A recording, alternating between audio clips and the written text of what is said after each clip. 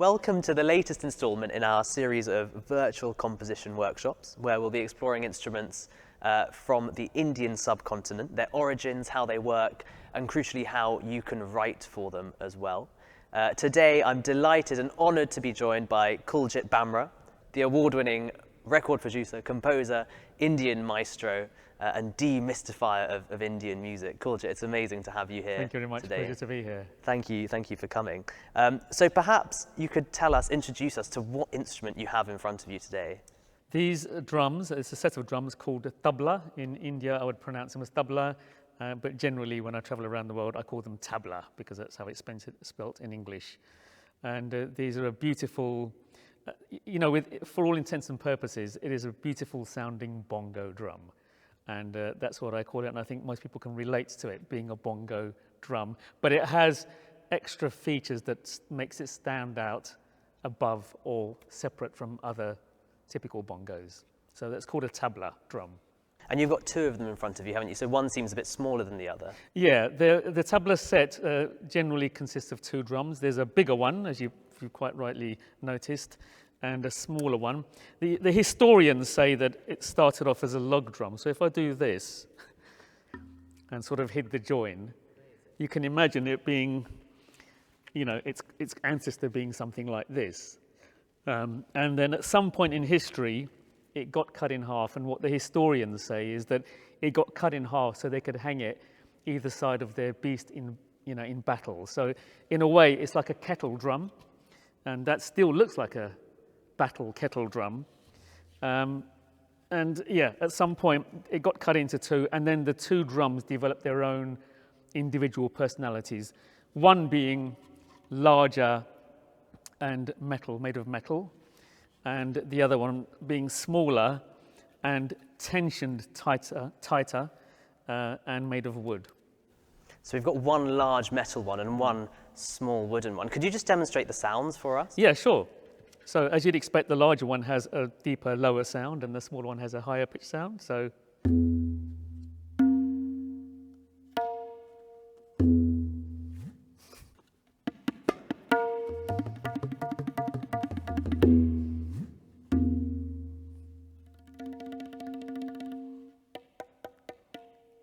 Amazing. So the first thing I noticed when you do that is just how resonant they are. What's achieving that kind of They resonance? are resonant. And these Indian bongos, or the tablas, stand out from other bongos in that they have these black spots in them.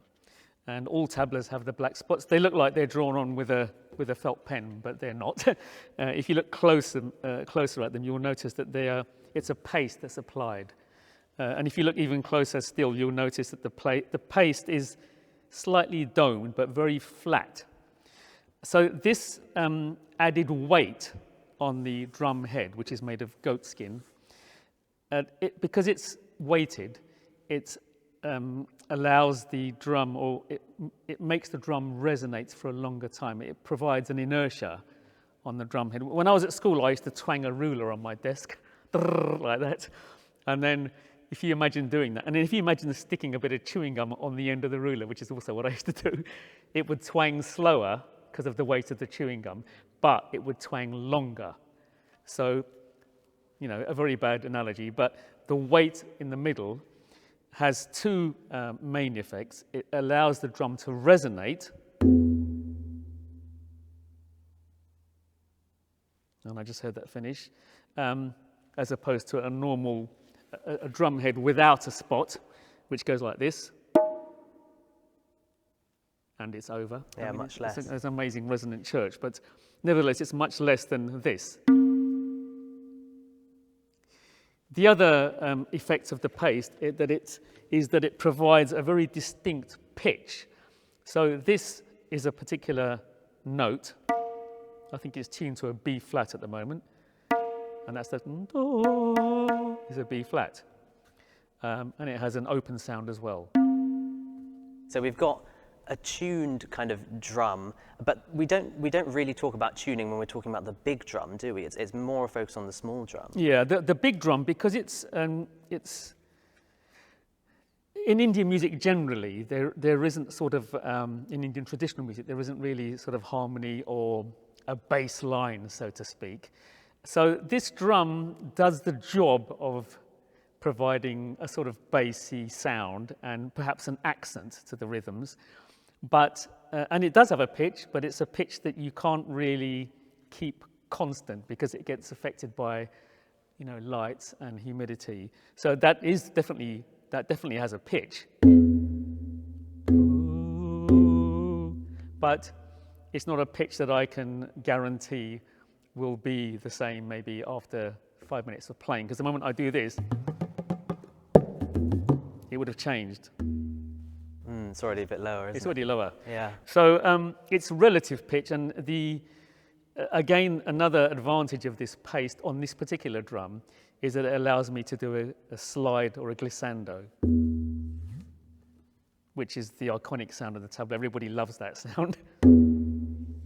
Yeah, it's amazing just how much variety you can get with just 2 drums. And I think part of that is the fact that you're not using any kind of sticks or beaters, it's just your hands. You must only use your hands on the tabla. If you use sticks, the paste, which is very fragile, will destroy. And I have experimented by scraping the paste off one of these drums, and it just sounds like this.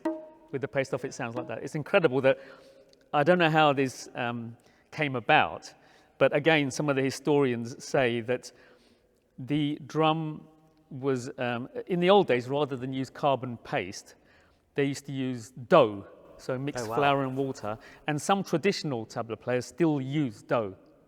So before the concert, they'd mix flour and water and then put it on, and what it would do, it would make the drum sound deeper than it normally would. So if you think about it as a battle drum hanging either side of your elephant or your horse, it's more menacing because it's a smaller drum that sounds big.